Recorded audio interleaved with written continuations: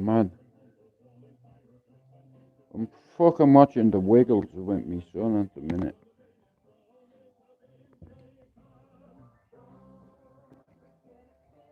Morning, mate. My fucking stomach is hurting, bro. You know, my stomach's in an awful way, bro. I'm not lying. I just went to the toilet, bro, and had a bleed. You know, every time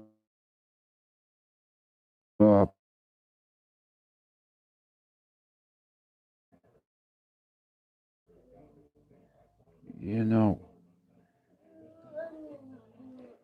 But I'm watching the fucking Wiggles with him. This is my life, bro. My life is over. You know, it's fucking over. Rubberneck. She's like a fucking duck. There's something wrong with her neck. Great Wimp United last night. Nah, the doctors can't help me, bro. A bit late for that, unfortunately. Don't get me wrong, I'm on a lot of meds, stomach medications, anti-sickness tablets, you name it. You know what I mean? But nothing helps, nothing stops me bleeding, you know what I mean? It's side effects of the medication, plus I have bad stomach problems, bro. Imagine that being your daily, every day, you know what I mean? And everyone expects me to be solid, bro. Me kids, me family, but they don't understand the pain I'm in. Never mind the pain I'm in with me back, bro. I'm fucked. Stomach, back, head. Totally fucked. Knees and ankles and hands, all compromised. Honestly, this shit is driving me insane. Hey son, what is it? Is that the Wiggles? Look at him. Like I said, bro, it's not pleasant for me. But anyway, I'm delighted about one thing. Man United went into fourth last night, 3 clear of Liverpool and Chelsea. Yeah. Hey, Tom, United won last night, 1-0 against the Scousers. No doubt. See him. He'll be a red, him. He'll be a red. Skipping rope. Everybody turn around. Everybody, everybody, everybody. See, once you know the kids' songs, you're fucked as well. You know. Yeah. This is worse than fucking therapy, love. You know, it's like fucking prison. I'm locked up, she won't let me out. Yeah, honestly, I'm laughing now, but inside I'm not laughing. You know, but like I said this morning, some of the side effects of the meds are horrendous and irreversible. You know, but like I said, when every time you, without being too rude and going into detail, every time you go to the toilet, it's a traumatic experience, let me tell you that. Excuse me, sorry. Yeah, my stomach is so fucked. But I wake up and I look at him and it stops the pain a little bit. You know, look at him, bro. He's me, you know what I mean? My little man's too. Very soon. Hey, son. What's he doing? What's he doing? It's his hands I'm worried about. Look how big his hands are. Thomas, come here, son. Show me your handies. Come here. You know his hands are fat. He's got massive hands for a kid. He's going to be a problem. I'm worried about him going to play school. You know, I'm not teaching him aggressive behaviour. What is it? Oh, it's Carrick, oh. Tom, oh. When my kids were younger, I wore out all the knees of me jeans, crawling around the floor with them, and knew all the songs from the telly.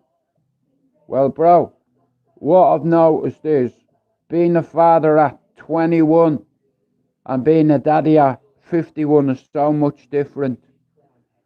Like, my son is 2 in a few weeks. His eldest brother is 32. There's 30 years between Dylan and Thomas. Dylan Thomas. You know, I never imagined I'd be a daddy again at 50. A granddaddy. You know. And like I said, the body gives up before the mind does. I'm strong-willed, mate. So what if I'm bleeding? Get on with it. You know, big deal. Get on with it. What else can you do? Whinge about it? What's the point in crying? I've tried that. It doesn't work. It still hurts. I've just managed to cope with it. Every day it's getting more so, progressively, and I'm learning how to cope. No matter what the situation is with me, I'll adapt. I'll find a way. I'm very resilient. You know, with old school values, old school principles. You know, Marcus Aurelius said it. We were put on the earth to breed. My dad called me brother Marcus, right? After a Roman general. He called me brother after a grey, Alexander. I don't know what happened with me. You know, I split the fucking egg, mate. All my life, I've learned how to land on my 2 feet and adapt to any situation, regardless what it is. Because I've had a long life, you know, and I've had a lot of life experience. And I've learned from the experiences. If you don't learn from it, you'll never learn anything. Shout out to Francie Callahan's channel. He's on 56 subs and they are going up. I told you, listen, I identify certain people and I can tell you whether you're a boring cunt or whether you'd have a good channel. I noticed it with Finn, I noticed it with Jordan, I noticed it with Jono, and now Francie. He's got 2 parrots. One called Cosmo and the other one's called Blossom. Shout out to Glenn Aiken for making me a song. Hang on a minute. Do you want to hear it? Honestly, shout out to my mum for fucking making this song. Like, you know, I had to listen to it yesterday and I was flattered. Honestly, I'm not joking you. Fucking flattered, mate. STRAIGHTOUTTABALLYER, right.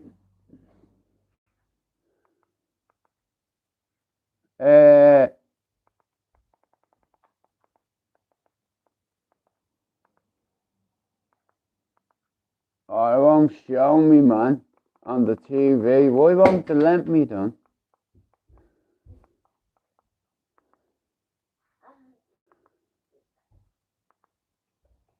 Why won't they let me see?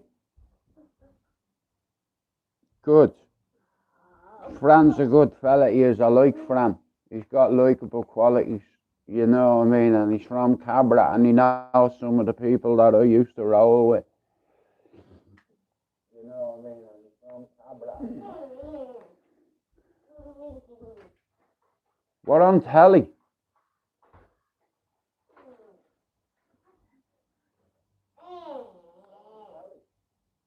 We're on television. Look.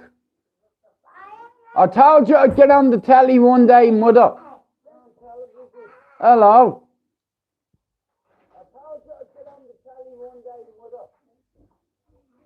Hello. Hello. Oh shit. My TV's gone wonky. What have I done? You know, how mad is this, right? How are you, Richard? Villa at third. Yeah, here, you won't be third for much longer. I guarantee you don't finish in third this season here. We're coming for third, mate. Would you back against United now, would you? 5 out of 6 and a draw. I'll fucking take that all day long, mate. I can't remember any Man United fucking manager in the club's history in recent years that have won 5 out of 6 and drawn one. You know, at the start of your United career. Get up out of fucking that. You know. Oh, well, yeah. Look how much Francie, when I hadn't got me teeth, look at that. This is me, look. See me teeth, Francie, look. How bad is that, look?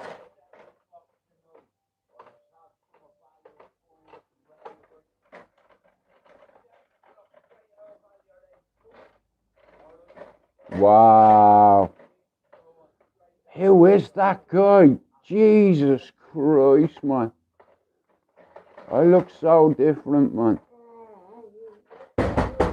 Shout out to the person who helped get me teeth, in all fairness. You know, I can't, fair play to him. Villa won't finish in third. I don't think. Rain, go away. Ready, son?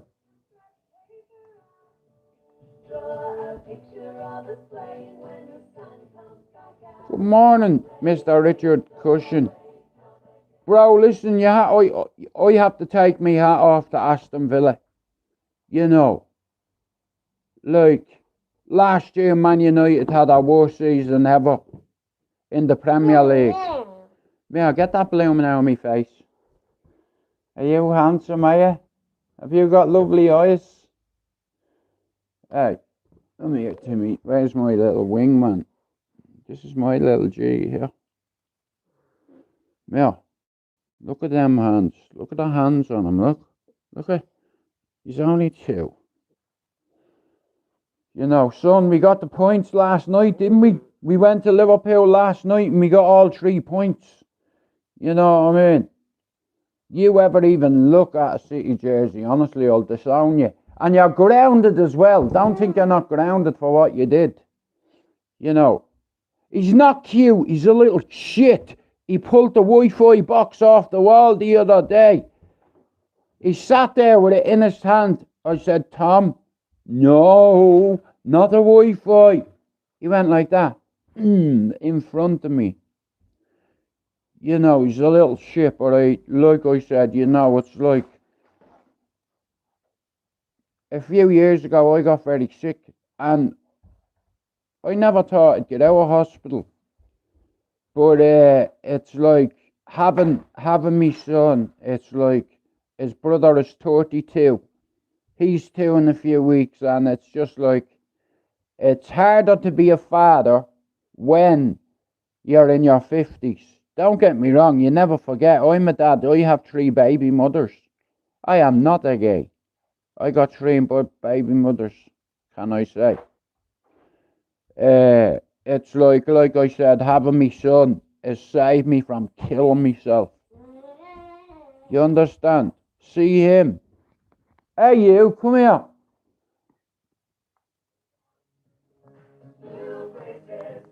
Tom, do you want Bean on?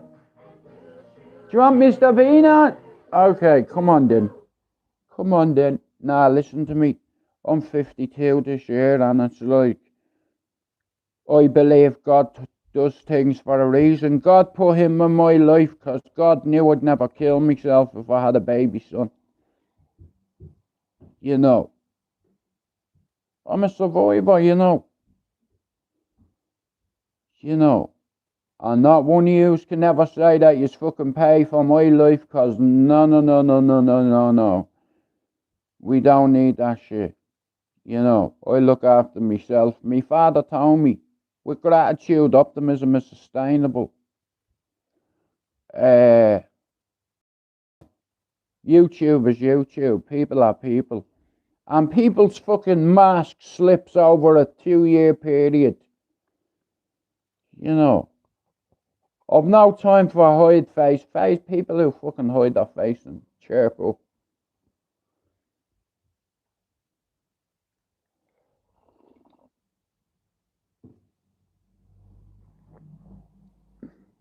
Hold on a minute. Hey, Matt. I've not been fishing, bro. Tom. Mr. Bean. Tom. What's this? Alright, it's going off now. It'll be alright.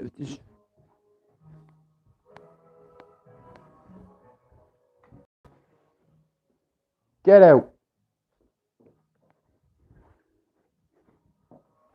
Guys, just give me a second, yeah? Give me a second.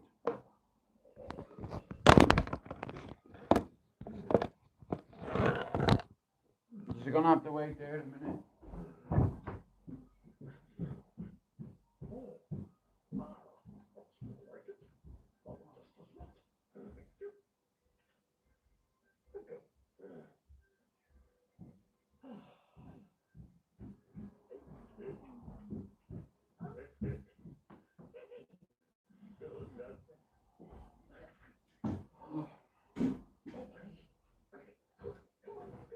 Now, what is it? Sorry about that.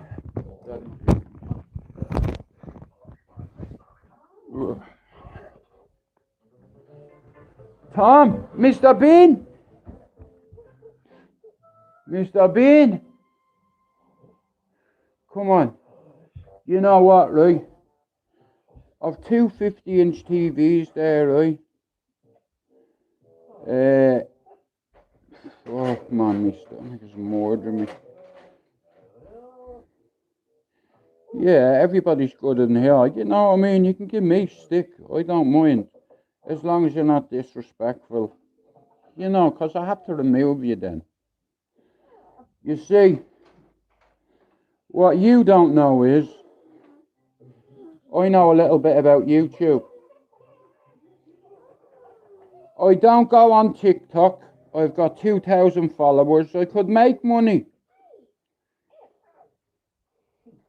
But we never did it for that. Like I said, I won't starve. You know, no one can ever say that they paid me money on YouTube, because you'd be a fucking liar. I don't even have a PayPal link anymore. You know, I can't get into my other one.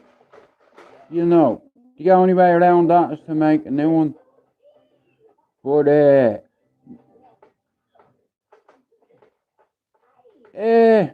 no, I don't. I'm not married, no, but I do have a partner. Yeah. Very loyal partner.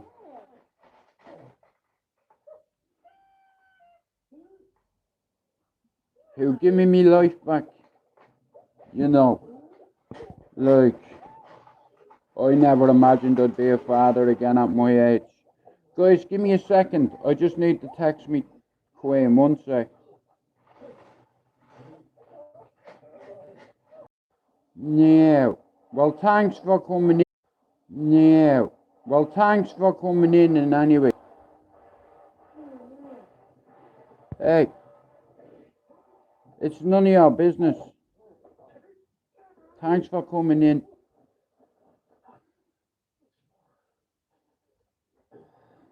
Oh, shit. I bet you definitely look like you like fried chicken. Yeah, no homo. You definitely look like you like chicken. Kentucky Fried. Do you go live, Gene? Many subs have you got? Guys, can you go over and give Gene Stevenson a sub, please? Thank you. If you don't mind. Yeah. If you're not sub to Richard Dowland's channel, can you go do it? If you're not sub to Matt's channel, can you go do it? Matt K, in fact. If you're not sub to Mr. Richard Cushing, do you want to do it? If you're not sub to Air Finn, can you do it? Listen, I'm on here to help a few Irish channels, okay?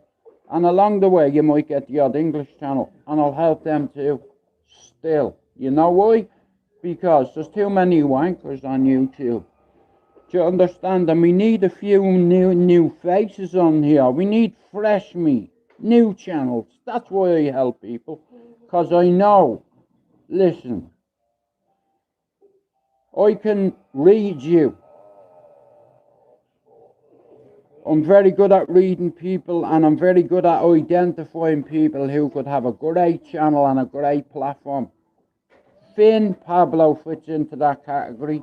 Richard fits into the category, comes in all the time, every day, most lives. If he doesn't watch a live, he'll watch it back. You know, loyal people like that. Andrew Williams as well always comes in, you know. Pac-Man always comes in. He's going through his own struggle as well at the minute. You see, a lot of people that come in and out of my life are drug addicts, alcoholics, in recovery. Some people relapse. Nobody's perfect. You know, and it's like, I grew up around killers. Okay. I've been shot, I've been stabbed. Okay, I've shot, allegedly. Nothing alleged about it, I'll tell you straight, yeah, I did. But it didn't make me a tough guy, because I wasn't. I didn't do it for them reasons. I did it for somebody robbed me. And I had to get it back. I'm sorry. You take something from me, I'll take something from you.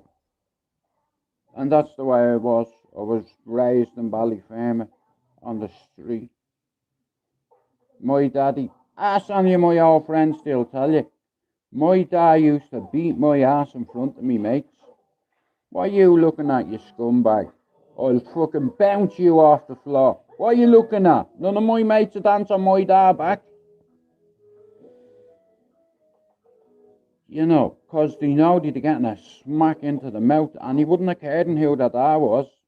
Fuck that dad, what's he gonna do? Haunt me? What's the worst can happen? I can die. Not today. You know, my dad, he wasn't a tough guy, but I'll tell you one thing, man, he was made a certain way. You understand?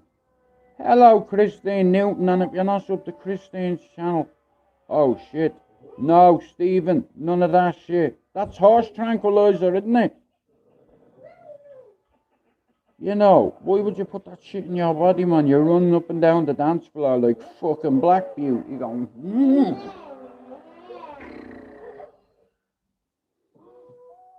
You know. Yeah. In all fairness, I think I've taken it once and I didn't like it. You know, like I was on the dance floor one night and this fella offered me a key. I had a bang of it. I thought it was cocaine. It wasn't, it was ketamine. And I was already after taking MDMA. I was fucked up as I was. Shout out to Northampton. Yeah, I wouldn't, Jesus Christ, man, I had a panic attack, I did. You know, like I said, it was the first time I'd ever taken ketamine, and the last time. You know, it totally fucked me. I was in a jock-up. You know, like, you know, if someone gives you something that you've never had before, yeah, and they don't give you a warning. This geezer, I was watching him snorting coke. I thought he was snorting coke on the dance floor. I'm right next to him, so he's looking at me, he's like, do you want one? I said, yeah, fuck it, go on then. Mate, I was fucking spaced. It's like everything was just spinning, man. Everything was dead echoey, and I was like, I don't like this whatsoever. So I had another bomb of MDMA to counteract the ketamine. I ended up being that fucked up, mate. I couldn't even dance. It was like that, like Russian, like that. Mad. But that shit in the end will get you hairlines. That stuff will kill you in the end. You know. I'm talking from experience. I used to be a heroin addict, a cocaine addict, a crack addict, a tablet addict. You know, and we tend to blame drugs on our fuck-ups, but it's us, we fuck up. You know, and when you're in recovery and you've been to therapy and you've been to rehab here, recovery isn't a country club. You know, it's forever. You know, being sober isn't fun. I stay away from places. I don't go to pubs. Because I know too many people that are too generous with their cocaine and I don't want to be around that. You know what I mean? In all fairness, I'll be honest. You know, if I didn't have my Lisa and the kids and the grandkids, I'd be off my face. You know, I'm not joking you. See, with only for my children, I wouldn't be clean. You understand? I know I would have relapsing again, only for me kids and me missus.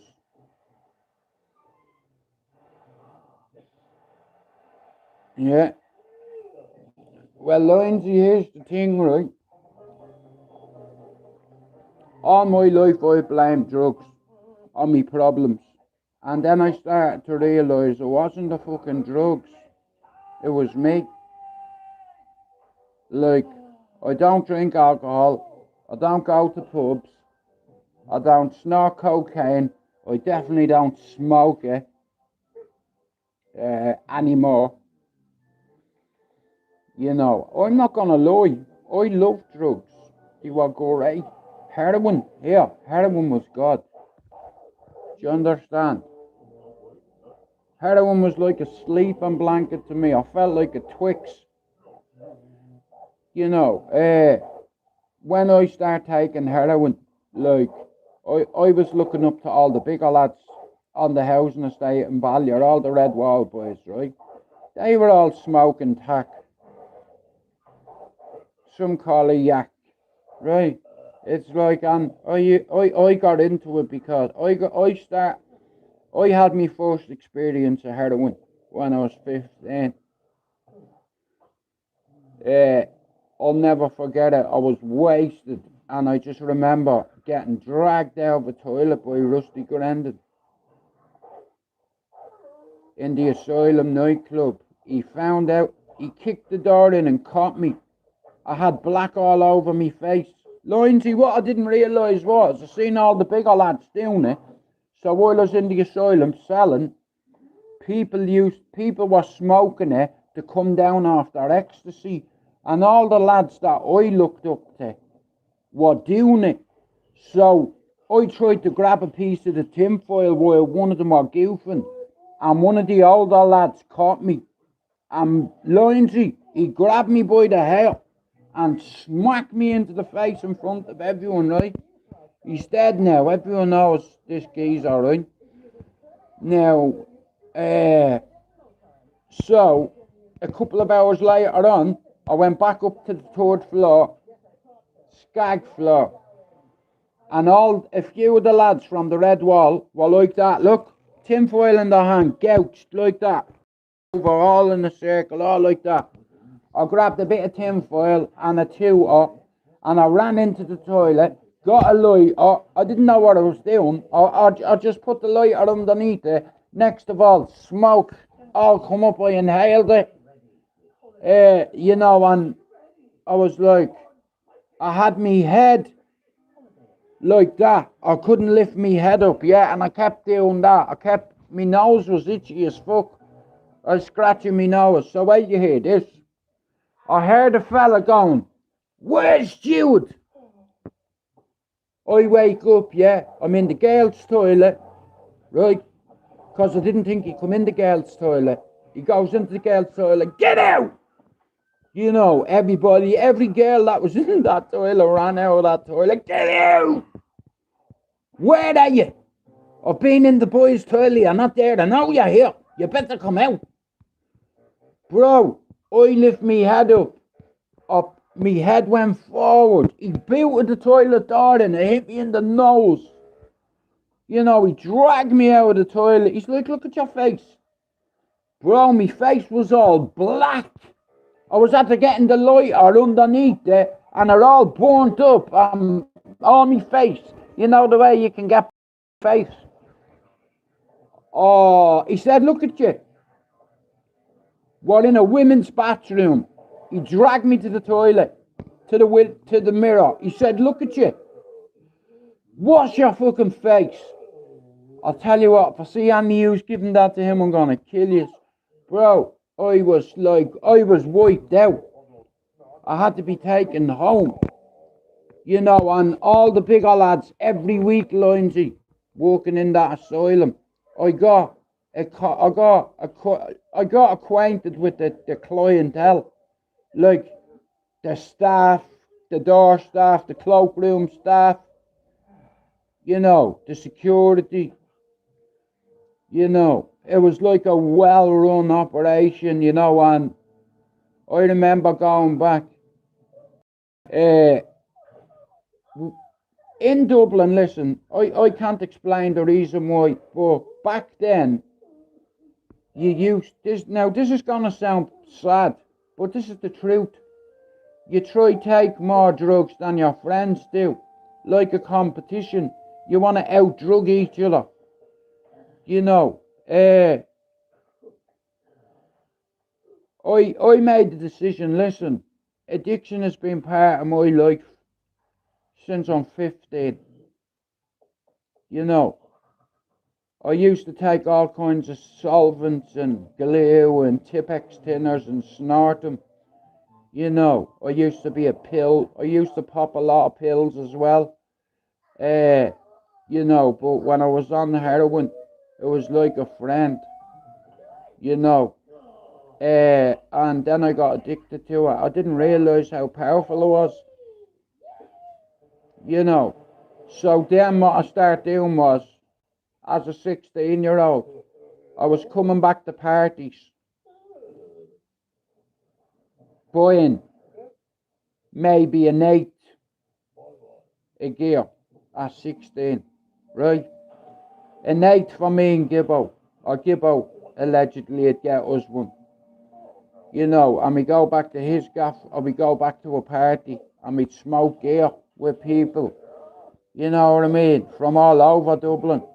It's like, it was just madness, you know, like when ecstasy hit Dublin, like everyone start loving each other, rather than fucking fighting with each other. When ecstasy hit Dublin, it's like, and then heroin, like I said, heroin has always been there, but I didn't know nothing about it as a kid. You know, I didn't know any heroin dealers as a kid up until 15. You know, you're a product of your environment. Well, Ziggy, you learn from your experiences, you know. There's a lot of people won't talk about it, like, you know, but at the end of the day, I think it helps. I've been to rehab. I've been to the Priory. I've been to the best facility money can buy. It didn't work. 28 days, didn't work. How are you, mate? Good morning to you. I am a product member of society. I own my own house. I have a wife and 4 kids. I'm really happy with who I am now. Well, mate, I'm happy for you. I really am. I'm an addict. I'm on opiates. And I'm also on another opiate It's a substitute for the drug we're talking about. I've been taking it for over 20 years. You know, I've never lied about being on medications. You know, like, but when it comes to mental health, what I realised is, like, where I come from, listen, it's not Fox Rock, you know. Like, I grew up with some fucking tough lads who ended up going on to be assassins. You know, real G shit. You understand? You don't understand, do you? And it's sad because I believe we're all a product of our own environment, right? But if you're in an environment where all your mates are taking heroin and you're trying to get away from it, it's so hard because you have like-minded people. Listen, it's the same with alcoholics. You know, it's like a lot of us. Listen, I've been to therapy. I've been to rehab. I don't drink. I don't take class A drugs anymore. I smoke a lot of weed. I don't drink alcohol. I don't take class A drugs. Okay. And there's a long prick on here who's accusing me. Yeah. How about, would you piss in a bottle and make a video? Yeah. Well, here, anytime you want, here, I'll bring you over with me. And I'll get a piss test now, beat your ass after it. For calling me a liar. I might be a lot of things, but here, I'm not a fucking liar. And I'm definitely not a fucking bitch. Yeah. Listen, I'm not gonna lie. I love drugs.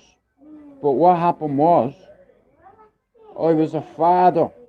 Do you understand? It's like a lot of people I know every Saturday, they go out and they have a couple of grams of sniff, or depending, a couple of pills, or whatever tickles your fancy. But I'll be honest, I've always had an addictive personality, and it's like, I think I had to take all the drugs that I took and have all the good and bad experiences I had in order to be the person I am today, because I lived through it. You know, a lot of my pals didn't live through it. You know, like, I'll be honest with you, I used to be that guy that used to wake up every day thinking, here, I need something today to get me through the day. Do you understand? Like, and that was another reason I took my life when I attempted to take my life. I knew I was always going to be a fuck up. I was always going to be an addict, and I didn't want to be here because I knew what was coming, you know, but I survived it, you know, and then God gave me a new son and made me a grandfather, you know. So it's for them reasons that I'm not going for a hat trick. Listen, I didn't leave a note when I tried to end my life. You know, I'm the same, Lindsay. I just smoked it. You know, I don't like needles. But there's this stigma attached to heroin. You get people going, oh, you fucking smackhead. Hang on a minute. Aren't you out in the pub drinking every weekend, snorting cocaine, and you've got the audacity to call people in recovery junkies and smackheads when you're out at a weekend snorting cocaine? It doesn't fucking matter whether you're snorting or smoking it, you're still taking it. There's no difference between a crackhead and a cocaine addict. Zero. No difference. Addiction is addiction. You understand? It's horror, not fiction. Horror, not fiction. Addiction is addiction. Okay. It's not horror, it's fiction. It is horror.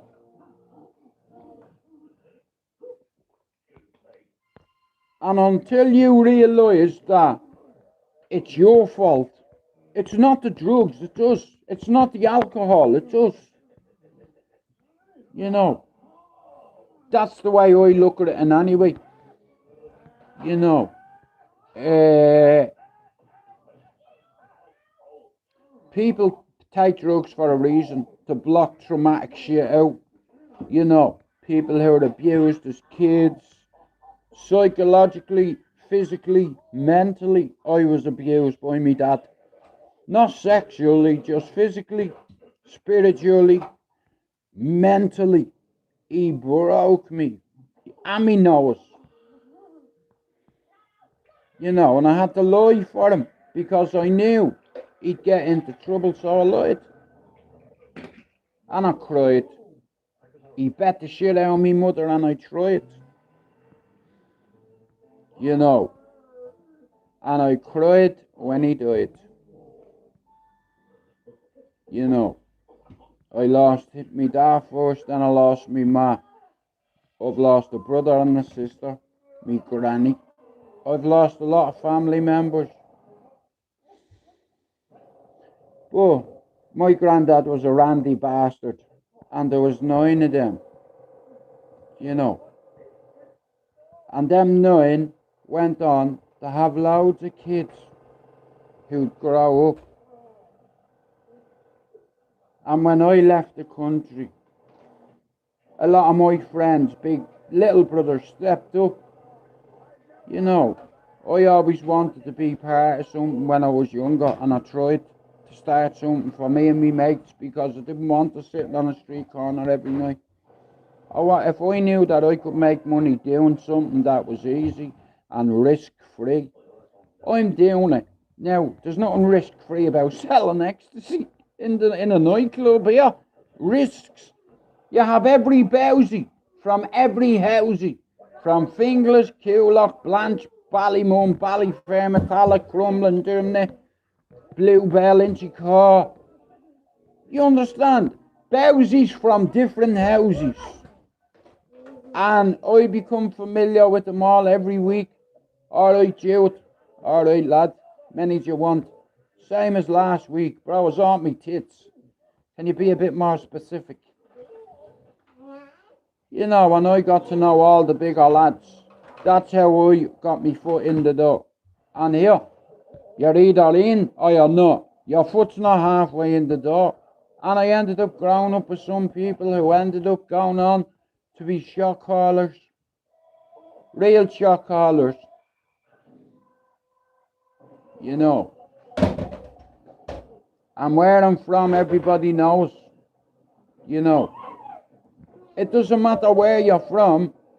It doesn't even matter what country you're from, because the same behaviours go on in different countries.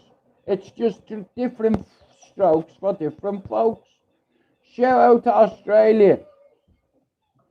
True, in Australia it was an epidemic in the late 80s and 90s. Heroin is more ice now. Bro, you know what? I'll be honest with you. I've always wanted to have a go with the ice. You know, but I'm no good at skating.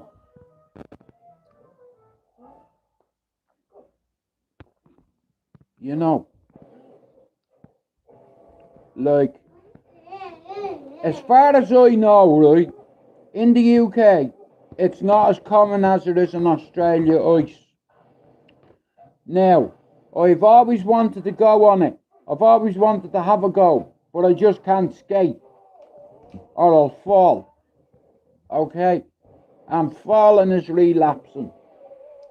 I'm afraid to get on the ice in case I can't stop myself with my skis, obviously. No, you don't need skis for ice skating. That's skiing. Ice shoot, what are they called? Them things, yeah. Anyway, shout out to you, Josh, and Australia. There's a fella who's a mod. Ice is evil, but some handle it better than others. Bro, can you explain to me the feeling? What's it like? Like, you know the way you have loads of different drugs. You have cocaine, you have ecstasy, you have ketamine, you have what would ice come close to? What other drug Because I've never taken it. I don't want to take it. I'm just curious, that's all.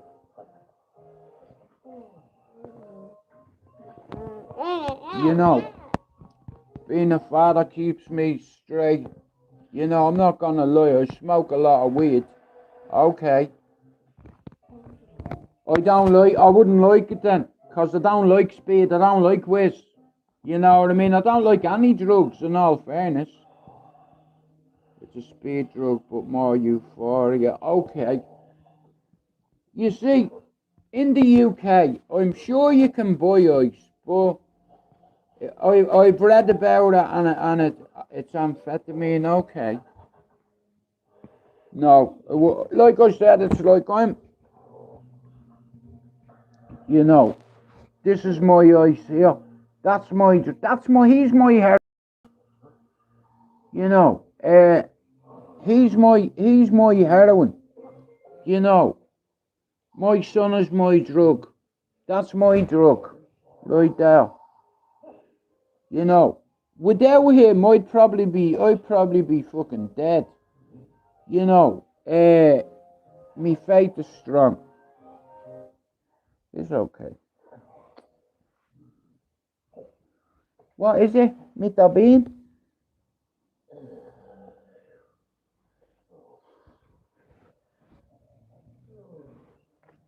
Daddy love him. Is my buddy. Now, go on. Is it Mr. Bean? This is my drug. You see, on his life, I pray every night to God to give me strength. He'll be two next month. Like I said, it's like, see, addiction affects everybody in your family. If you're a drug addict, it's going to affect your kids, and probably one day your kids are going to do drugs, and you're not going to be a good fucking example, are you? You know, like I said, at 21 I made the decision. Don't get me wrong, I've had relapses over the years. You understand? I've had relapses because I like drugs too fucking much, and they nearly cost me my life. And fast forward to now, I wouldn't have a life without him. He's given me back my life. I've got 4 kids, 2 girls and 2 boys. Saoirse, Tilly, Thomas and Dylan. My eldest son, bro, is 32. He's 2 next month. You know, and when I'm gone, bro, he'll carry my name. So will my other son. I've done my part, you know. I made sure my first son went to university here. No slack in here, done. Hell no. No way, bro. I didn't even let my kids have a sleepover. You know, I'm sorry, but shit happens at sleepovers. Kids take alcohol, or they might even try smoking weed when they're staying at their mates for the weekend. Here, no sleepovers. If you want to sleep over, it's coming here. And that's how I raised my son. I didn't let him out of my sight any weekend. Thanks for coming in, Lindsay. Fair play to you for coming in, lad. I appreciate it. Thank you. Guys, if you're not subbed to that, Lindsay _UZ4LR, can you go do it? You know, the only way for your channel to grow on here is for other people to support you. You know, hello, Wagwan, Mr. Top G. Morning, Matthew. But, like I said, drug addiction, it's not a walk in the park, it's awful. Come here. Did you see what was happening in Mexico yesterday? Buildings were getting blew up, they were shooting at civilians. It reminded me of, I've watched the new thing, what's that thing called? Salvador, about football hooligans on Netflix. Fucking brilliant. Well, bro, I appreciate it.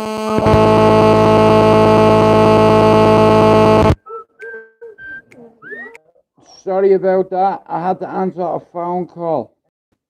El Meco got killed and the cartel. Oh, did he? No shit. Ooh. See them cartels? You don't play with them. You know, like it's one thing having a gang on a street corner. Or it's one thing being part of a casual squad. Or going away with your football team and wearing certain clothes. You know, going out for the day. But it's different in Mexico. If that's what the case is, El Mencho was like fucking, he's like, what's my man fucking who escaped fucking a few times, El Chapo. El Mencho was next, the highest I think, to El Chapo. So, you don't fuck about over there, they cut your fucking head off, mate. You know, they cut your head off, yeah? They will cut your fucking head off, rude boy. And they won't even fucking blink. You know, it's like I said, it's one thing cartel business. You have gangsters, then you have cartels. It's levels. Do you understand? It's like, and where I used to live is become a cartel, if that makes sense. You know, it's become a cartel. Like, not, you know, like I said, organised criminal groups, OCGs. I was part of one, allegedly. Like in Dublin, you have the Kinahans, the Hutches, and then you have the family who are from Ballyfermot, Cherry Orchard, where I'm from. I grew up, give me a...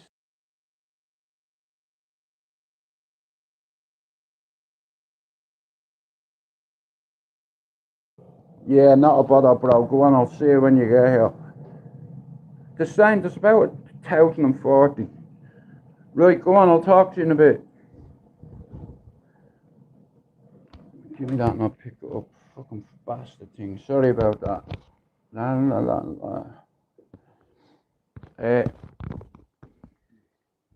Tom, what you doing? Come on. Come on, Dane. Do you want some...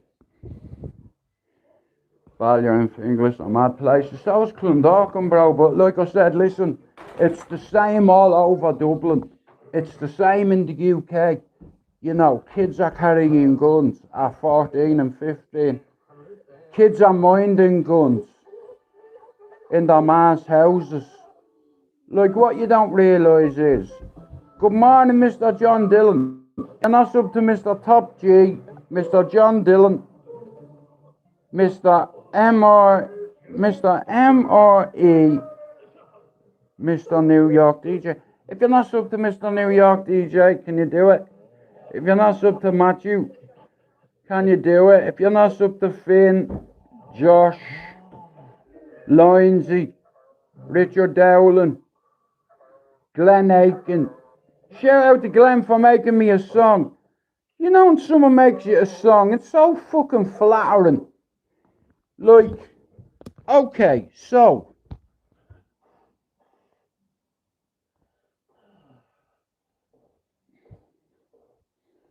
whether it's England, Ireland, Scotland or Wales, on every housing estate, everybody knows who the tough guy is on the estate. Or everybody on the housing estate knows things that they keep to themselves. You know, like, you have cities like Manchester and Liverpool and Birmingham and London that are fucking crazy. You have gangs of Muslims, you have black gangs, you have white gangs. You get a bit of everything in this city, you know what I mean? But where I used to live, I was one of the first ones on the housing estate to get involved in that out of all my mates. Because when I was growing up, my role models were all the lads out of the Red Wall gang. I looked up to them, you know. Like, I looked up to villains, you know. I wanted to be one. I was like, yeah, what's the point in fucking going to work for €400 a week when you can make that in a few hours?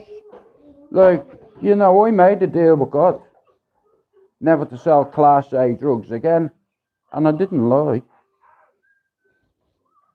You know, I don't need your money. This has never been about money. Come here. What's the point in having a dog and barking yourself? That makes no sense. Like I said, it is what it is. It's like, you know, I come on here with a few subs. You know, I come on here to connect with a few.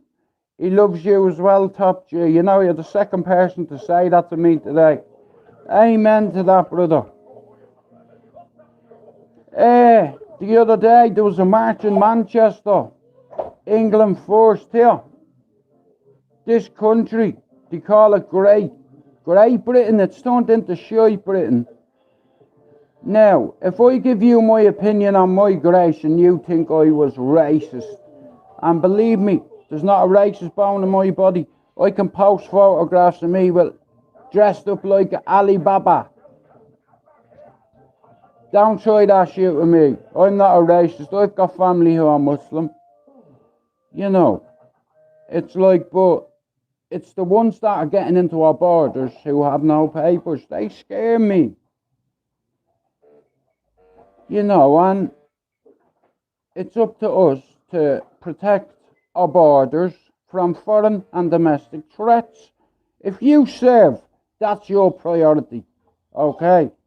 If you're a soldier, your obligation is to stay alive, to preserve life, and protect your citizens from foreign and domestic threats. That's what you sign up for.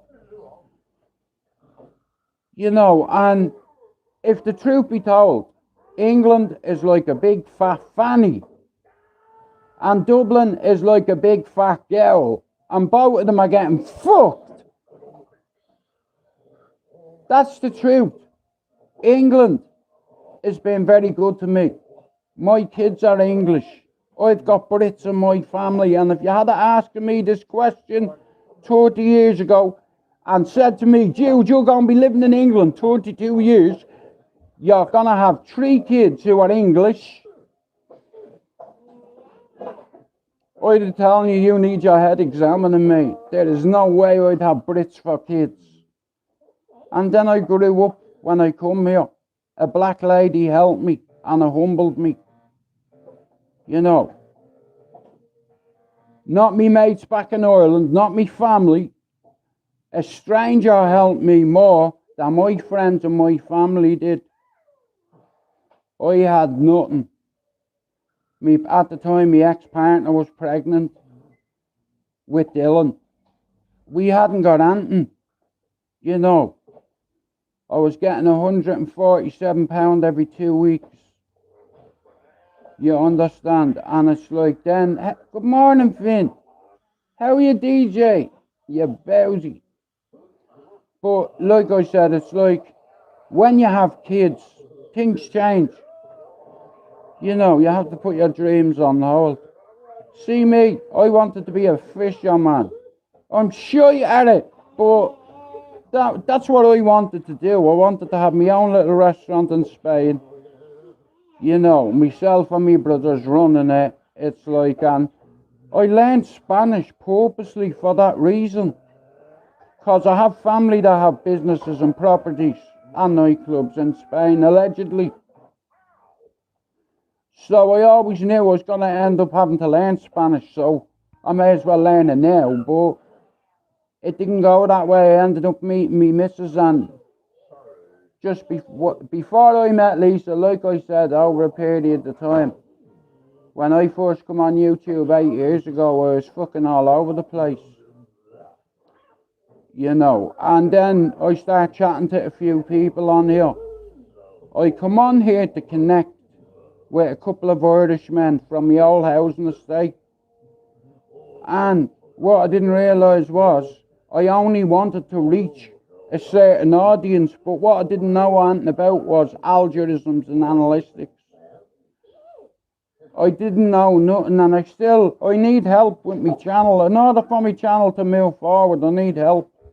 And I don't mean financial help, I mean help. Like, I'm on 4,445 subs, so that means I'm 555 subs away from my target, you know. And I did here, and I start, I'll finish. You know, I'll do my best to finish it, and anyway, I might go fishing in a little bit. Yo, you man, where you gone? Yo, my G, where are you gone? My G. My G. 18 away from 1K yourself. Yes, Finn! Oh, baby! Thanks for telling me that. Guys, listen to me. If you're watching this now, this afternoon, this evening, tomorrow, the next day, Finn is 18 subs away from his first 1,000. Yup, you bowsy. Yeah. Finn, before you got to 100, I already knew you were going to channel. And I'll tell you something else, I'll make another prediction. See Francie's channel. Francie, Finn, add him on Facebook, will you? See you and Francie, I'll get on like that, bro. And this is what I'm saying about new channels. I like to help Irishmen. I like to help all men, but for now, we're going to try to help a few Irishmen get past the 50 and do their own lives, and, you know, and look where Finn is. You know, when I started helping Finn, he was under 100. And I said, I'll always put Finn's name in my description in my videos. Go look whose name is always first. Either Finn or Pablo. And over time, people start coming in. I had this philosophy. Build it first. Build your channel the right way. Not calling everybody out. Listen, I've called a few people names on here. I've even made a few threats on here while I was on my live. No names. I had to delete the live. You know, I could have ended up in trouble over that. Like I said, if you say I'm a fucking liar, I'll go out of my way to prove that I'm not lying. I even got accused of burning a friend's jersey. You know, I did nothing on them either. 3 people have turned on me for no good reason whatsoever, who I backed to the hilt. I backed a few people and they turned on me for no reason. You see, on my son's life, I did nothing. I got accused of burning a Rangers jersey. Here, do you want to see where the jersey is? I'll fucking show you now. Here. I don't burn people. If someone sends me a gift, I don't burn it. But what I will say is, here.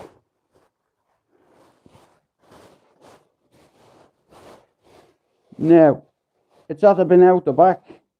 And it has a few stains in it. But I never burned it. You understand, it's there. You know.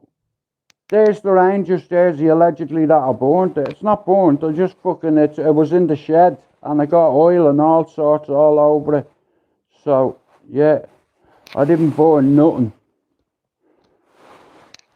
You know, and it hurts my feelings if somebody goes there with me who's a mod and accuses me in my own life of doing something that I didn't do. You understand now? I've got the bacon. Shout out the bacon. We've got the bacon there ready. Come on. Yeah, there we go. A bit of bacon. You know, that's for me breakfast. Not all of it, just a bit of it. We're getting a couple of fucking mitts, aren't we? Do a bit of sparring. Like, okay, like I said, listen. On YouTube, a lot of men seem to need validation. Like, see Dougie Joyce, he needs that.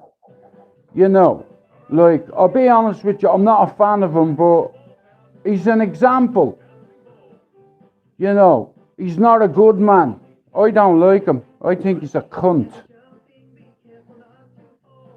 You know, and I know people who suck his arse. You know, imagine that, fellation someone else's ego. How about this? My fellatio in your facio. Because you call me a liar, you made a mistake here.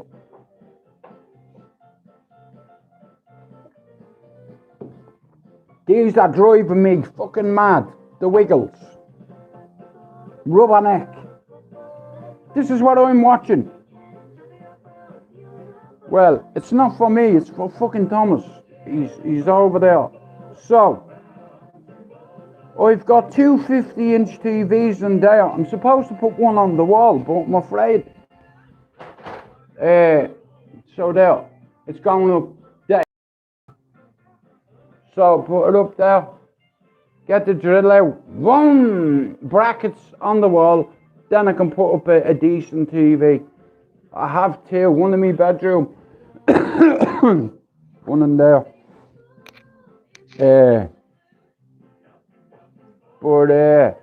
Nah, listen, I'm on 4,445 subs. 55 subs, sorry. So I need 545 subs. I think, no wait, am I on 4? My bad. 4,445. Rasclad, you bumber. Wagwan to the Monday. It doesn't matter whether you're from a housing estate, the ends, the manor, the block, the corner, it's still the same. You know, and over time, do you know what's sad as well? You know the youngsters, man, they don't have nothing to do, you know what I mean? And next of all, one week you see them walking down the road with a nice bag, you know, nice phone. Next of all, they're on a sarong. And from there then, it's like, because they're all hungry. The kids, they want to prove themselves, you understand? And some of them are vicious and nasty bastards. You know, I grew up on Nasty Bastard Avenue, how about that? It's like, education is the way forward. Like, I've been to youth offenders, I've been to prison, I've been to therapy, I've been sectioned, and I've always had an attitude. You know, it's like, and I don't need anybody to hold me hand. You know, like, my father taught me a few things. Yeah, not to let you up. You know. But like I said, I went from a sheep to a shepherd. I grew up on one of the toughest areas in Dublin at the time. Still is today. And I grew up around a lot of big, tough lads, just like a lot of people do on their housing estate. And at the end of the day, at the time I lived in Cherry Orchard, listen, and I tell you, you put your hands on me or one of my mates, you may as well hit a lot of us. You hit me, you hit my friends and family. How are you, Lizzie? But like I said, living in England, 32 years, has learnt me a lot about people. When I first come to the UK, I hated the English. I hated them. You know why? Because of the media, because of news, because of propaganda, because of cunts who don't want peace. What are you meant to do? Evict everybody on the Shankill and tell them to go fuck off home. It is the home. It doesn't matter whether you're Protestant or Catholic. Listen, I know loyalist killers too. You know, and we get on. I have a friend who's a killer who got out on the Good Friday Agreement, who 30 years ago I'd have shooting if I had a chance, because of who he was and what he represented and who he represented. And now, the way I see it is, since I've lived in England, when I first come here, a black woman helped me, and I was racist.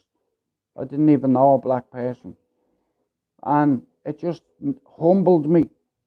You know, it was very endearing, like, because I ended up fighting with her son, and I ended up getting a fucking sofa, cooker, and a fridge for nothing.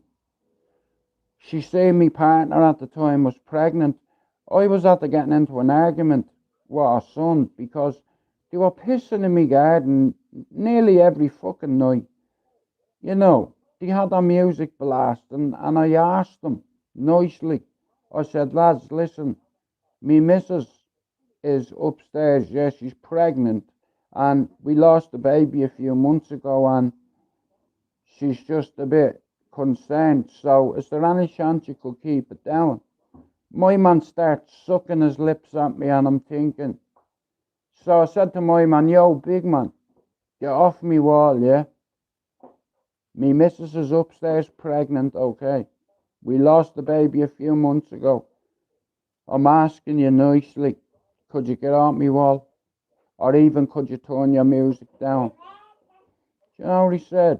Fuck you. Next of all, one become four. They all stood up, so I smacked them, because I knew I was going to get licked, so I was making sure I got one in. So, long story short, they bust my nose, my eye, my lip. I chased them around the housing estate with a leg of a table. I was doing my second lap.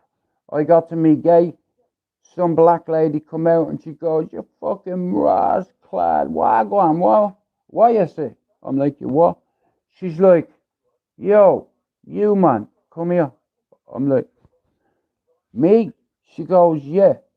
So she goes, what happened to your face? I said, there was 4 black lads sitting on my wall, and I asked them to get off the wall. I explained my situation to her. She said, nah, that's fucking a liberty, that's a violation. She goes, give me 1 minute, what did he look like? I said, black. She goes, I beg your pardon? You asked me what he looked like, I told you. Black. You know, what did he look like? Black. You know, I was very racist then, but she took me down a peg. You better lower the bass volume in your tone to me, Don. That's what she said to me. You better lower the bass in your tone to me, human.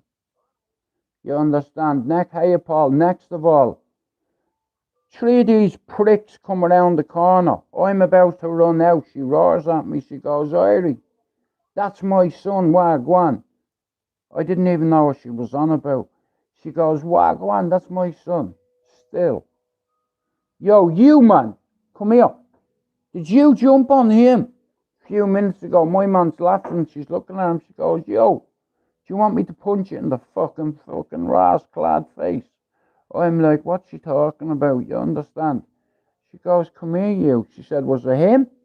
I said, yeah. She said, that's my son. This is my yard. And you're not going to hit my son with that in my yard. You're outnumbered here already. You know, she said, think about this. And I did. And I put the thing down. You know, next of all, our other son arrives. She tells her son what happens. He calls them over. One of them's laughing. He smacks him in front of me. He goes, you all have problems with them again. I said, bro, they broke me fucking window. He said, you what? I said, come around the back, look. He said, when did that happen? I said, the other day. They broke me window, bro, and I knew it was them.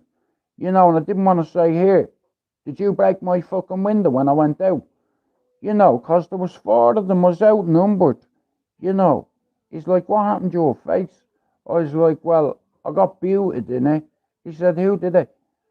He said, would you recognise them? I'm stood in the garden with him. They walk around the corner, right? I said, them. He goes, you man, come here, you. All he is. Now, at the time I didn't know who the guy was. It was Patrick Bell. They put me next door to the fucking Bells in Manchester. Orville Bell, Junior Bell, T-Bell. Drug dealers. Gangsters. Who were fighting with Moss Side at the time. And about 10 days before I moved into this house, it was after being sprayed. The big brother told me. He said, bro, look at it. Do you know what happened here a few weeks ago? I said, nah. He said, do you read the papers? I was like, not really, no. He said, the whole house was sprayed. Me mumsy's house was sprayed, bro. And my brother got hit in the back. He's paralysed. He's in a wheelchair. I was like, fuck off. He said, bro, listen to me, Don. He said, at night, sleep in the back bedroom. He's like, cause the house might get lit up again. I'm like, what? You know, I'm like, I got away from mad bastards and that life, and I moved right next to gangsters. How are you, Mr. Beyond? So, you know. But you know his mum went in, and my partner at the time, my ex-partner, his mum went in. And I think she must have feeling sorry for us, because we had nothing in the house. She said, come here, don't worry about him, my son. Believe me, I'm going to smack the mouth off him when I go in. And he'll be at your door tomorrow. If you see him at your door tomorrow, open the door, because he'll apologise to you. I know you're a bit irate at the moment, so I'll wait for him to wake up tomorrow and I'll remind him what he did. And after that, I wasn't racist. I was racist up until the point I was 18. I was prejudiced. You know, I was openly racist. I'll admit that. You know, I was homophobic too. But it all changed. You know, everything changed for me. You know, you have to let go of that hatred that you have for people you've never met. Like, growing up in Ireland all my life, I was taught to hate British people.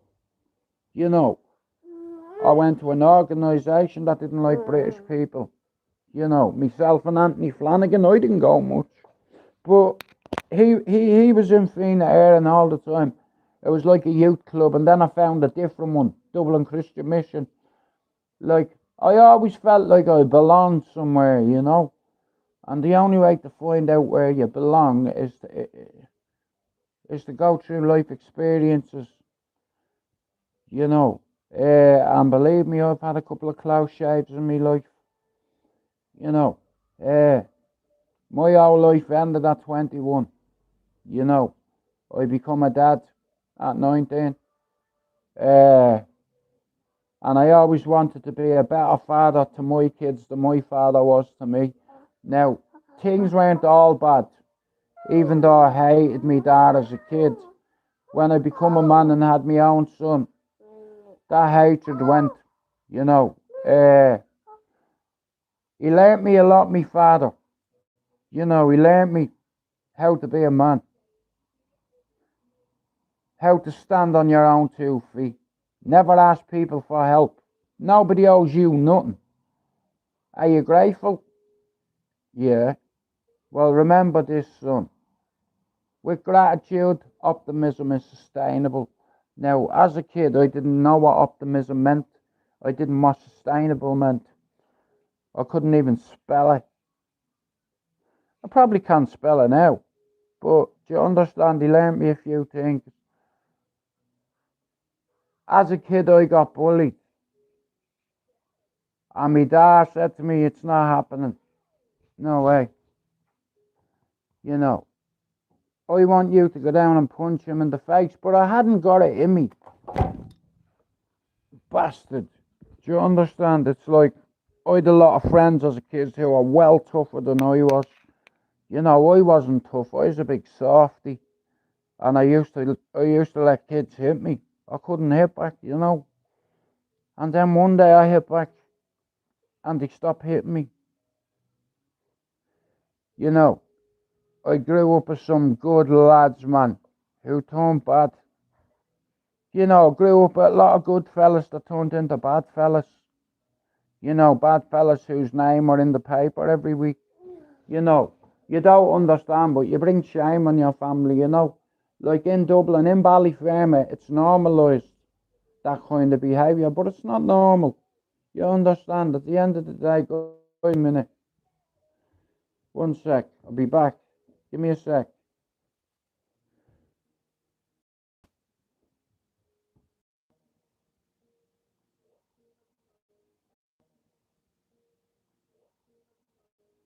Oh, what's happening?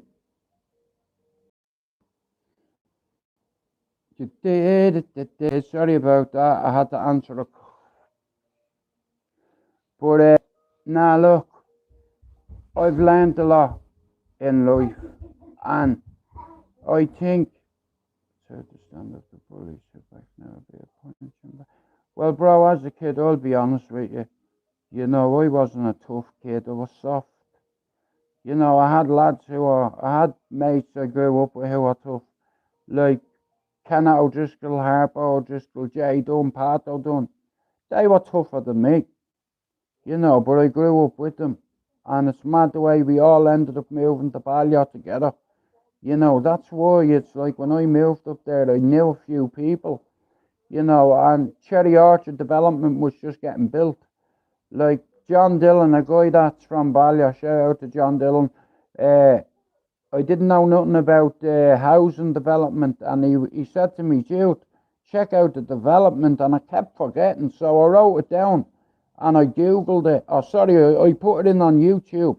Cherry Orchard housing development, 1,100 new houses, and I was blown away. It's like they're doing what they did years ago with us.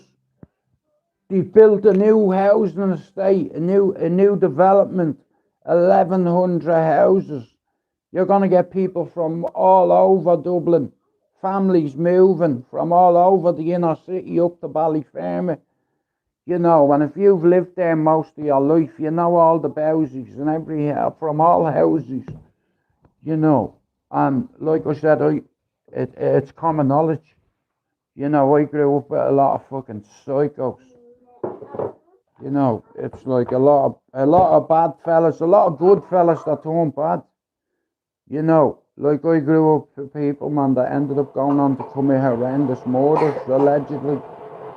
You know, like, when you grow up, yeah, it's like, you grow up with certain kids and certain families, and you're like, yeah, one day see them, they're going to run this town, you know. But I never imagined they'd run the country. You know, and you know what's sad, yeah? A lot of the elders that get out of jail, you should be telling the next generation education's the way forward, not fucking manipulating the youngsters into minding guns and drugs in their fucking ma's house. You know, would you mind something in your ma's fucking house? Yeah. Well, like I said, it's like I grew up around certain people, bro. And then when I moved up to Ballier, it's like, you know, like I know Spencer, fuck's sake, man. I know Spencer years, you know, and I don't, like, him and Ammo, man, they've always supported me channel, you know, and it's like, good people, you know. Like, I have a lot of family that live in Clondalkin. Like, my mother was a Knowles Richard, right? So she had 5 brothers and 4 sisters, right?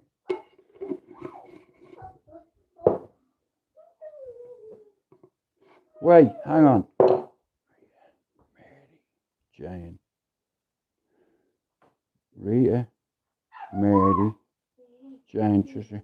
So, sorry, 5 girls and 4 boys. You know, and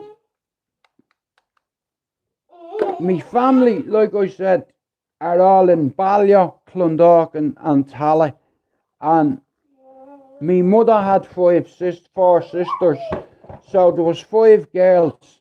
Now, them girls ended up going on getting married and having their own families. Now, in Clondalkin, a lot of my family drinking Finches. You know, everybody knows me family up there. You know, it's like, and we're respected. Do you understand? Because you don't be a bowsy. Do you understand? When you get older, you carry yourself a certain way. Do you understand? If you start going around thinking you're a tough guy and calling people out and what have you, trouble is going to find you. You understand? It's like I've never had the need to call anybody out. I'm authentic. I don't need to call anybody names. I don't need to mention anybody's shit channel. You know, I've stayed true to myself in the last 8 years on here. You know, I'm not like anybody else, because everybody else whose channel's monetized charges you. That's why I'm different. You understand? Yeah. That's the way I see it. It's like, you know, I don't ask for fuck all. It's like, and I'm a very proud person. And in the new year, I'll probably get a location. I have space for it. I just need to build it. And I'm going to put them canvases on eBay or something and see can I get rid of them. And when I get rid of them, then I'll build a new location. You understand? Then I'll take everything down. Everything down. Like, I've fucking hats everywhere. It's like, me hat or fucking hats everywhere. It's like, you know, I've Luke hats everywhere too. I collect hats, you see. You know. It's like I probably have a hat to match every Luke tracksuit that I have. How are you, Ron? Oh, I'm rooting for you, bro. Well, Ron, you remember when I had 3 stumps in my mouth? And look, in all fairness, I wouldn't have them teeth without Lee. You know, so thanks to him, I have teeth. I'll never hide anyone's goodness, even if they hide mine. You know. Come here, you. La la la la. You're not allowed in that direction. Do you hear me? Don't even think about it. You're already grounded for what you did to the Wi-Fi box, okay? Don't even look at me like that. Are you arguing with me? Don't you even think about arguing with me. You're not even 2 years old and you're throwing gang signs. I'll whoop your ass. Well, that's good for you, bro. You know, my son, I think he does things just to upset me. Tom, what's he doing?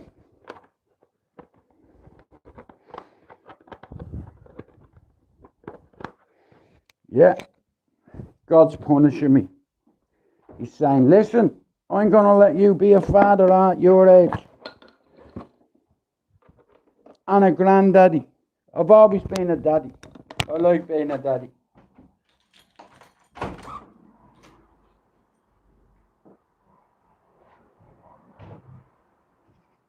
Oh. Go on, play your toys, you little sausage. Daddy love him. It's my daddy. Where's my daddy? Daddy love Thomas. Are you my wingman? Hey. I can't wait for him to start talking properly, man. I'm going to put him into boxing. Without a doubt. You know, I have to do it. You know, like I said, I know how... If your kids don't have any discipline, they're never going to listen to you. You know, like, I'm not going to lie. I become a dad at 19 for the first time. I'm 51, right? It's a lot harder to be a daddy at my age than it is when you're a younger man. You know, But like I said, it's like I'm living my life again. You know, for so many years I existed. Like many, many years ago, right? Hang on. Guys, give me a minute. It's just one of them, isn't it? I'm just gonna have to sort it out.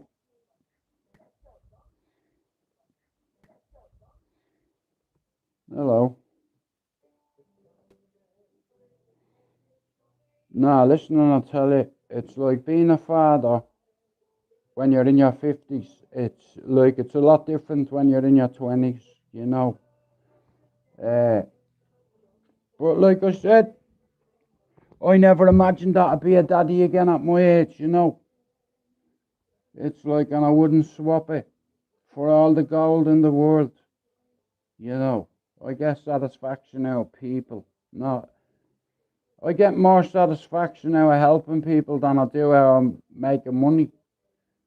You know, there's something definitely wrong with me. Everybody comes on here to make money. Everybody on YouTube who has a big channel, they do super chats and all that nonsense. And I do need help with my channel. I need somebody to come and do a couple of things on my channel that I'm not clued up on.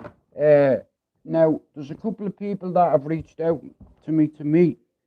Listen, a few people have stop. Let go. A few people have reached out to me and said, do you want to do a podcast? Now, I'll be honest with you. Cumbrian Truth come in me live last night and said, Jude, do you fancy doing a podcast together? And I said, definitely not.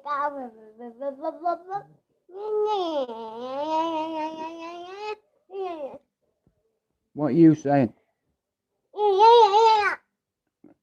Hey, what are you saying? What did you say? Oh, come here, you. Where did you hear that word? I don't want to ever hear you say that again, okay?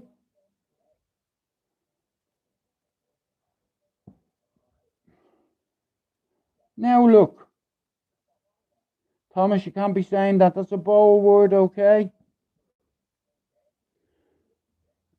Yeah, you've missed that.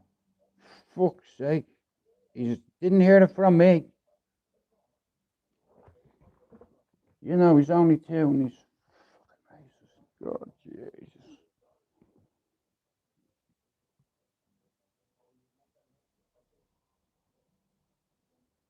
Yeah. You're a mad son. Tom love daddy. Is my son. Daddy love him. Are you gonna learn how to do the 1, 2? A few counters. Are we gonna learn you how to defend yourself? Then I'll learn you how to jab, and then I'll learn you how to box. Hey, you know what I mean? Double jab all the time, triple jab if need be. Stick on him.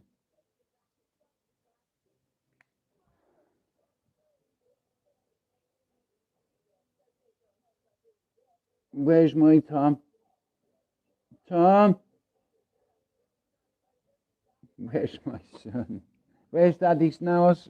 Oh, you take it off, Daddy. Put it back on.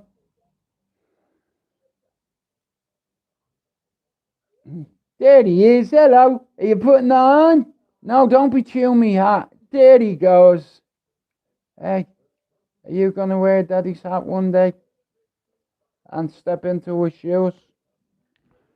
You know, you're going to be a good kid, aren't you? You're going to go to college and then you're going to go to uni, just like your big brother, you know.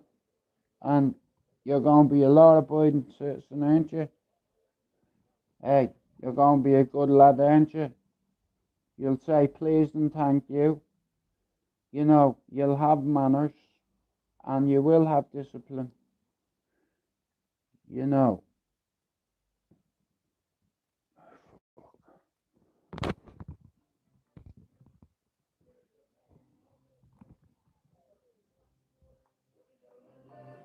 No wonder the fucking kids are going mad. Wiggle and learn. What's that gonna fucking learn you? You've got a fucking rub on it.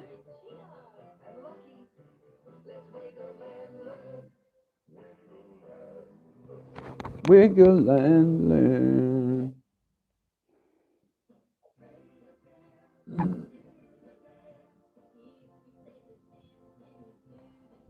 But last night, Man United beat Everton. Sesko and Bremo laid it on for him and he just slotted it in the corner. You know, you have to give it to Carrick. You know, 6 games, 5 wins and a draw. Carrick, at the end of the day, right, he's going to eventually lose, right?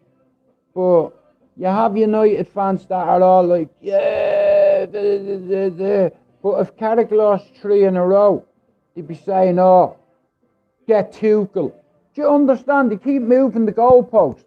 You let Michael Carrick do the fucking job till the end of the season, and depending on results, he has to be in the fucking envelope. He has to be in that hat. You know, like your first 6 games at Old Trafford, you win 5 and draw 1. I'll take that. You know. Well, fuck it anyway, mate. Tom Mills. But,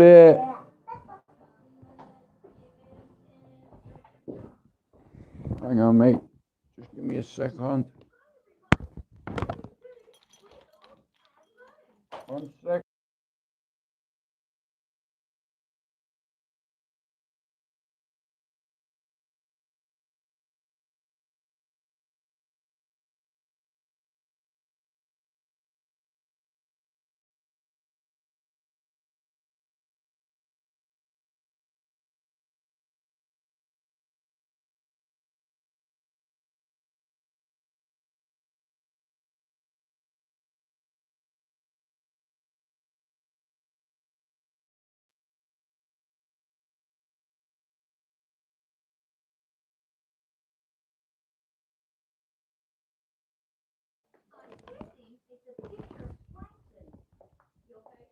Fourth in the league. Yeah. Well, bro, like I said, there's a lot of United fans out there that, you know, like Carrick is doing a fucking great job. You know, like I said, Sean, last year we had the worst fucking season we've had in the Premier League, you know, and the football hurts. Like, I'm a football fan. I'm a people fan. I'm a football fan, then I'm a Man United fan. You know, like I used to go watch, you know, years ago, I used to go every fucking Champions League game when we were in the Champions League. I took my son. I always wanted my father to take me to Old Trafford, but he never did. You know, so I always said, you know, if I ever have kids and they like football, I'm going to take them to Old Trafford. You know, and I did. You know, and my son, if he ever has kids, if he ever has a boy, I know he'll be a United fan. Are you coming up? You coming up? Come on. Come on then. Come on then. Come on then. Daddy loves him. Ah. Where's my son? Where's my wingman? Daddy love him. Do you want the milk?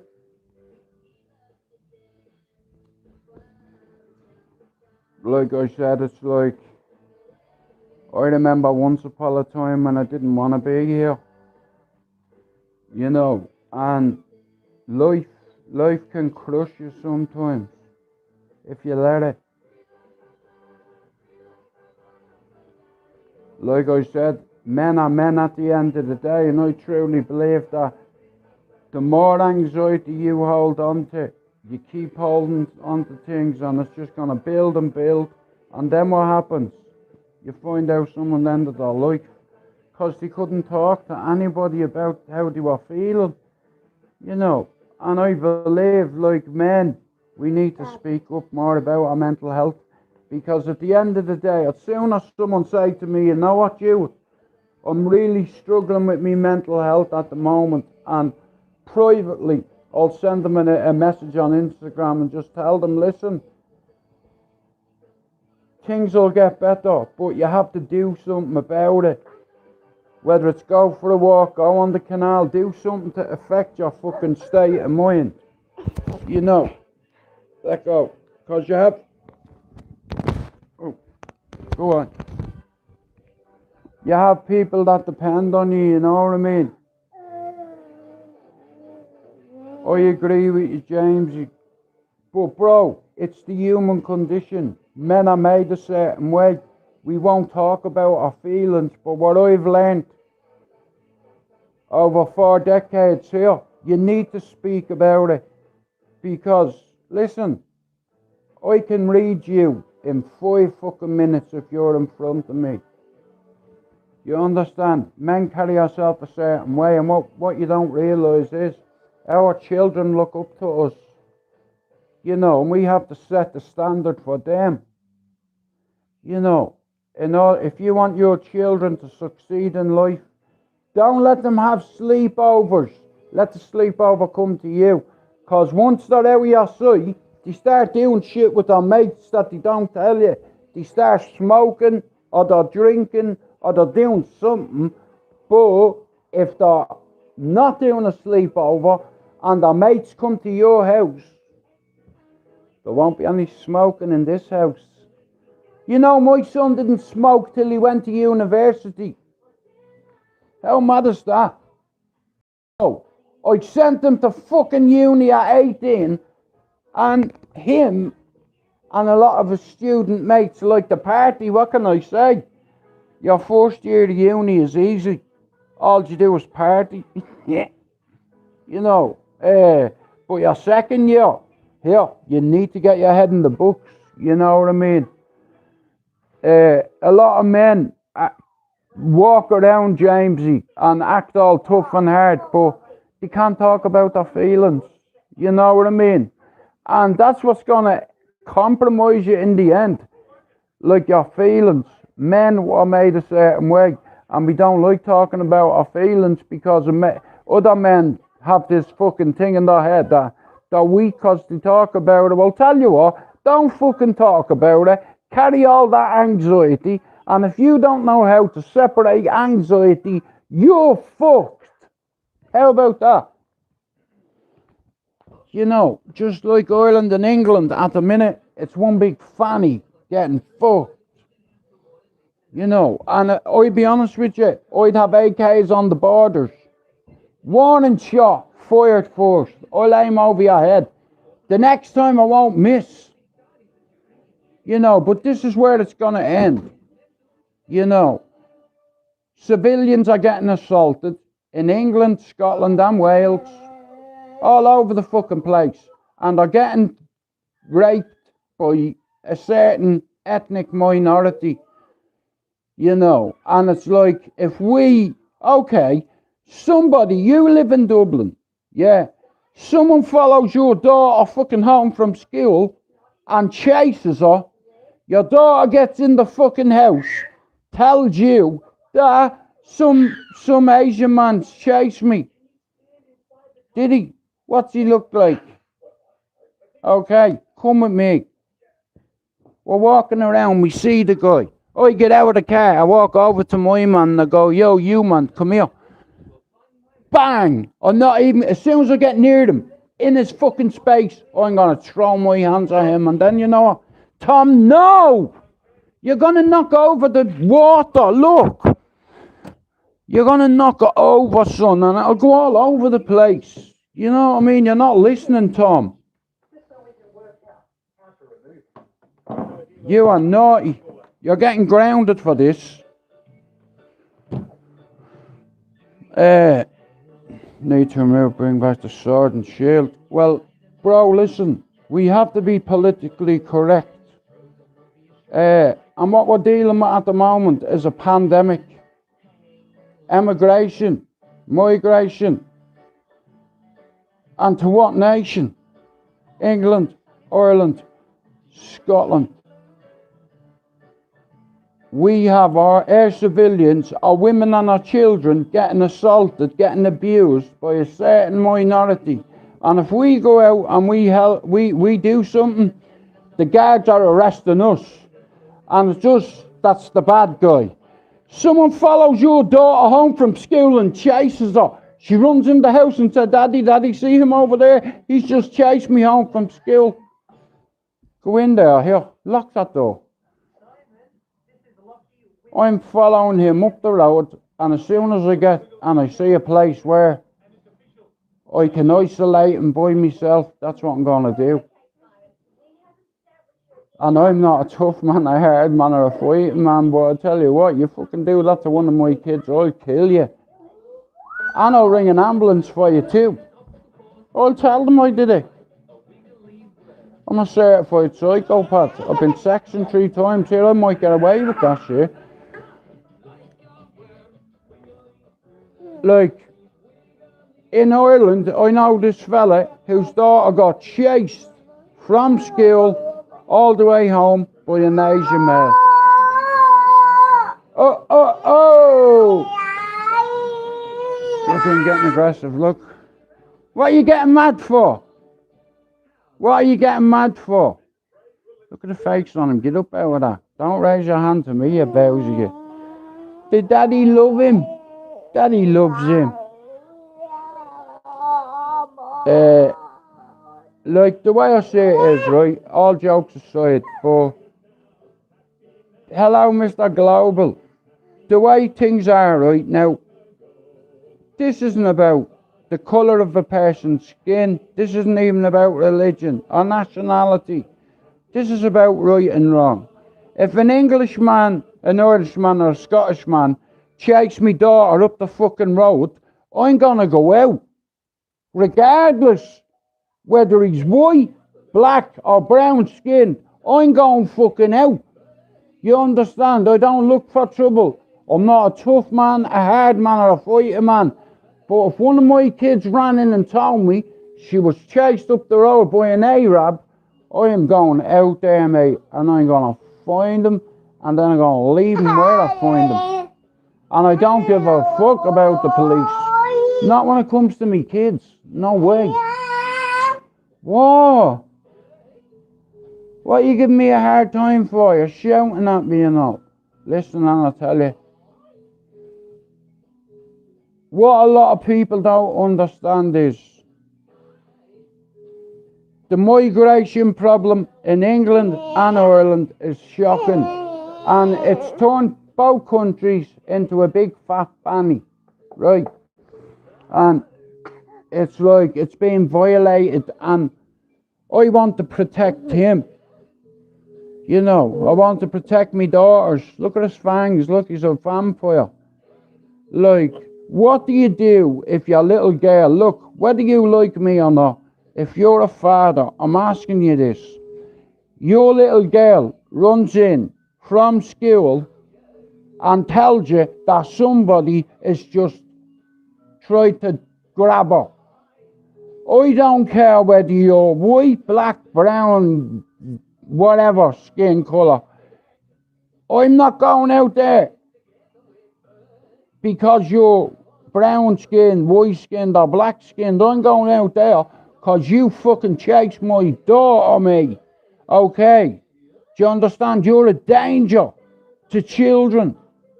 You know, and that's a danger to your family here. You're going to neutralise it. I don't give a fuck. If I can't protect my family, what am I meant to do? You know, like a poor little girl in Finglas in Dublin got fucking raped by a security guard in Finglas. Do you understand? And if you do anything, the police have brought in these new laws where we're the bad guy. Hang on a minute. I watched this thing on fucking Netflix yesterday, all about a serial killer in Northern Ireland. He kidnapped a few girls and he'd stop his van, get out, grab a girl and throw her in the van. And he found them. You know, and how about this? The copper, yeah, was interviewing a witness, and the witness said, that's the van I seen. The copper stops the van, opens the back and sees something wriggling. He goes over, opens the zip. It's his fucking own daughter. How about that? His own daughter was kidnapped and she was in the back of the van. I don't know how he kept his composure. You know. Here's my buddy. Here's my buddy. Here's my buddy. Here's my daddy. Here's my daddy. Here's my daddy. He's my daddy. He's my son.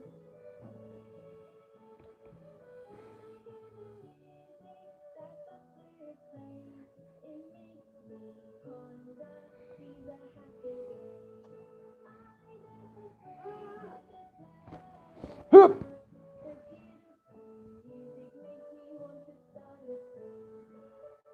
Where's Daddy's hat? Dush, dush. Dush, dush. Dush, dush. Dush, dush. Ready? Ready? Dush, dush. Ready? Ready? Watch. This is how you job. Watch. Stick on him. Confuse him.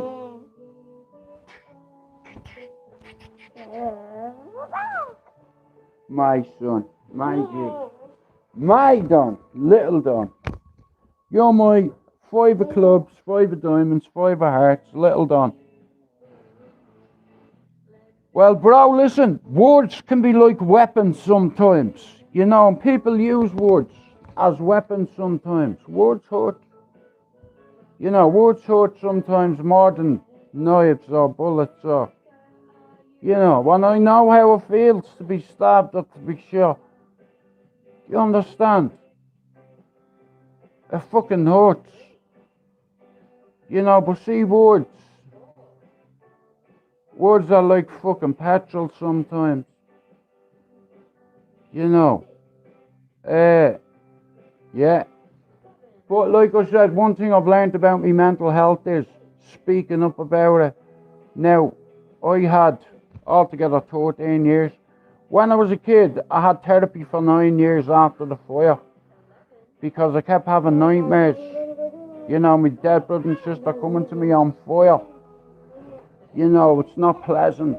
You know, it doesn't go away, but I've just learned how to deal with it over the years.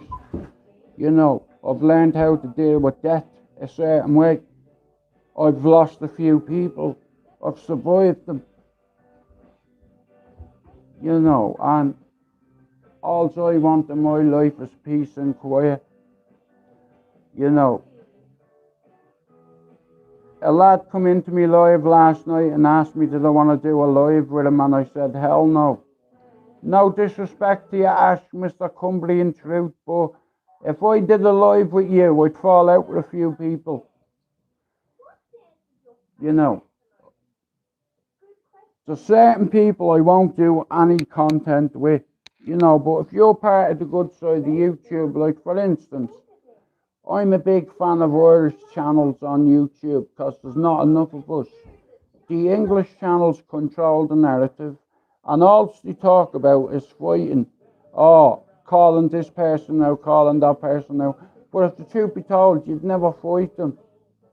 You know your fucking role. You know, a lot of men on YouTube think that they're bad. You know, they don't have my nightmares, mate. Dead people coming to me when I'm asleep. But like I said, I've survived me mum, me dad, me granny, me brother, me sister, and about 20 of me mates.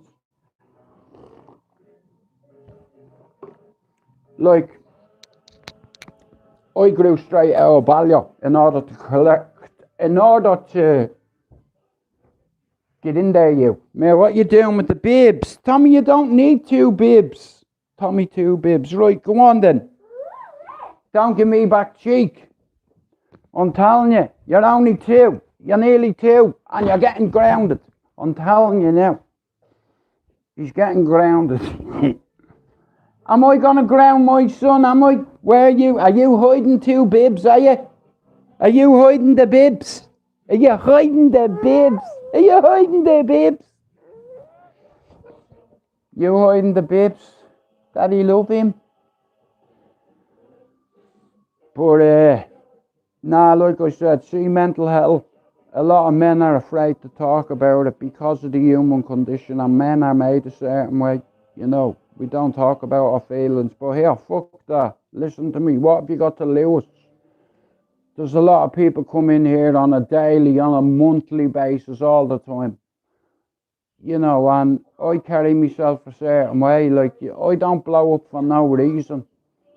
You know, I'm probably one of a very few on here that has a YouTube channel with over 4,000 subs. That's not growing his channel from calling jokers out. Like, at the end of the day, like, if I fight you and hurt you, I could get into trouble. You understand? Whereas you fight me and you hurt me, you're going to get into no trouble because I stood in front of you. You know? But like I said, I can't. There's a few people on YouTube that I dislike and I punch fuck out. Or they'd punch fuck out of me, but I know one thing. I'd be hitting them a few times. I don't care about size. That's good. I'm glad you're that big because you'll hit the ground quick when I hit you. I'll make you miss. I'll stand in front of you and I'll make you miss. And when you miss, I'll capitalise on it. I'll utilise it and I'll render you unconscious. And not because I'm a hard man, a tough man, or a fighting man. It's because I'm a man. My kids depend on me to be here, so it's not going to be me like I'm made a certain way. I'm not tough, hard, or what have you, but, you know, I carry myself a certain way. You know, I don't have to call people out on YouTube. That's too easy. And if the truth be told, there's a few people on YouTube that'd report you. If I put my hands near them, they'd be on the phone to the police. You know, don't act the fucking tough guy and call people names. And then, when they come for you, you ring the police. Yeah. Well hard you, aren't you?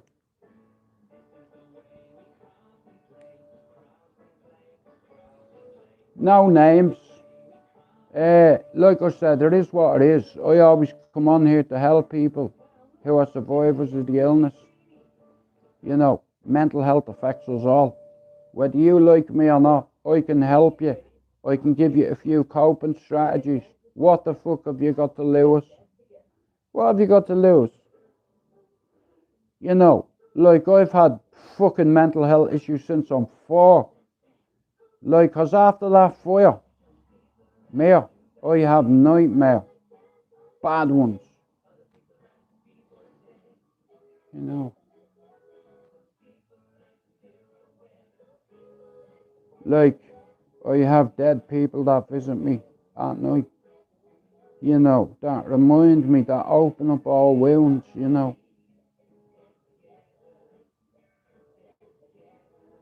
Like I said, on YouTube, everybody wants to be a fucking tough guy. You know, but nobody's ever fought anyone. Like, listen, I'm not a jockey, right? But I've rode plenty of horses. Does that make me a good rider? Because I can stay on a horse with a rope wrapped around its head as a halter and a bit. You understand? All you need is a piece of rope, yeah? And you turn that piece of rope into a head halter, a bit, and the reins, and put it over the horse's ears and yank the fucking head off it. You know, I've been on some fucking amazing horses up there. But the best horse I've ever been on in Ballier was Darren Kershaw's. Noel Kershaw's $500,000.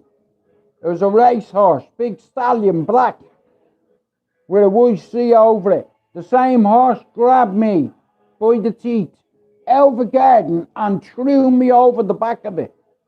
I'm telling you now, a horse grabbed me.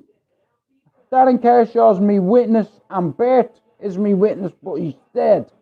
But if he was here, he'd tell you, that horse grabbed you out of the garden. I was hiding in the garden. The horse looked over the garden.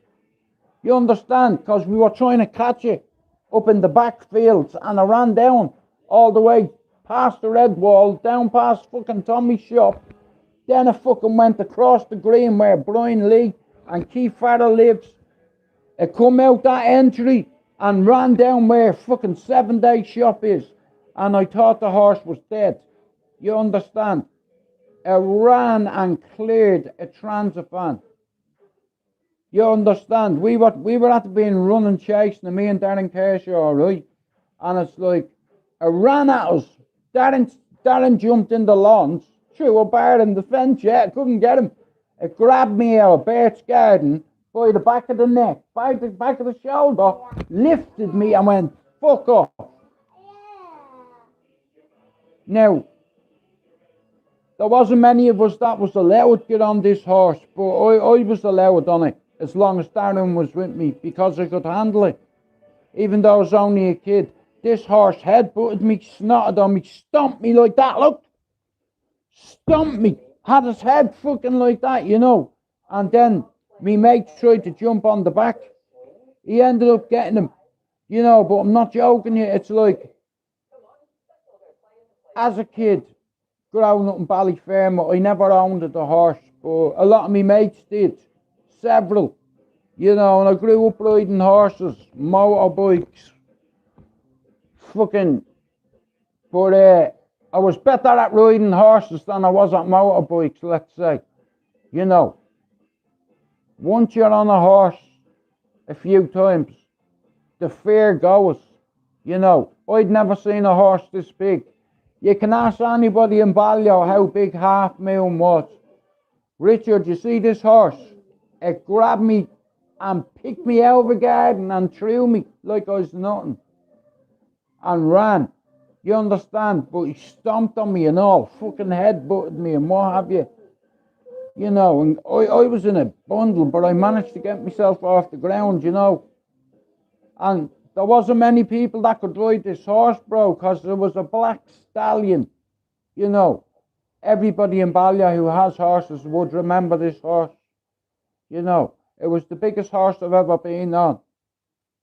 You know, I had my brother on the back of it when he was a kid, like, you understand? Like, there's not many people who are allowed to ride this horse. There's not many people that could ride it without a saddle and reins. Piece of rope. I turned into a bit and a head halter, you know, and the reins over his ears. Like that. You know, over and that way. No, let go. So I learned to ride a horse when I was about 12. You know, and I was good at it.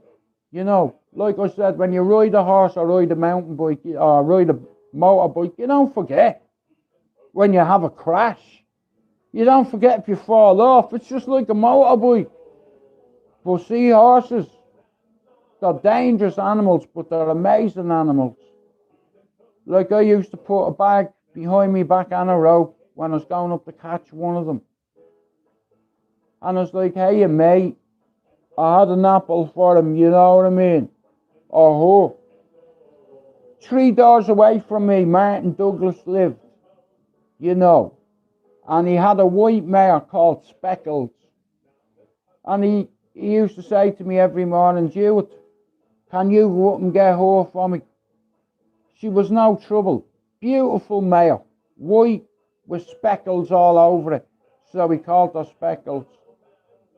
Me brother Alex was about 7 at the time, and I'm not lying.